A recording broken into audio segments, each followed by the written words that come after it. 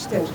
1990'larda köy boşaltmaları, zorunlu göçler, faili meçhuller ve hafızasızlaştırma ile başlayan süreç bugün sermaye ve güvenlik odaklı politikalarla birleşerek ekolojik, toplumsal ve kültürel bir yıkıma dönüştürülmüştür.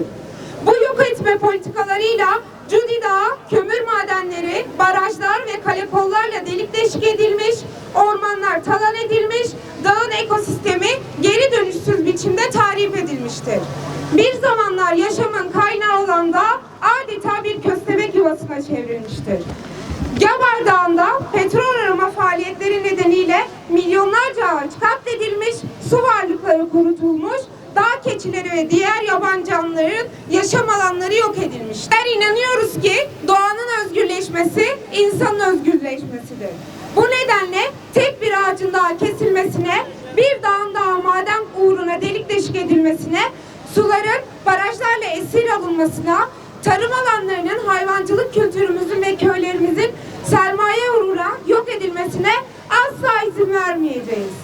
Bugün buradan bir kez daha yetkililere sesleniyoruz. Doğaya ve halka karşı yürütülen bu amansız savaştan derhal vazgeçin.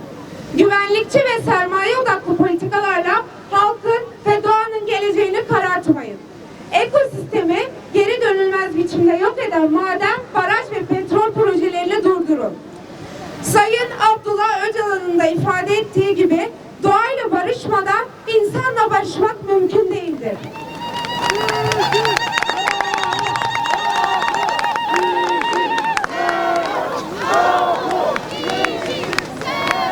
Barışa, doğayı sınırsız bir kaynak olarak görmekten vazgeçerek başlayın. Barışa, Dicle'nin özgürce akmasına izin vererek başlayın. Bizler yaşam savunucuları olarak dağların, ormanların, suların ve tüm canlıların sesi olmaya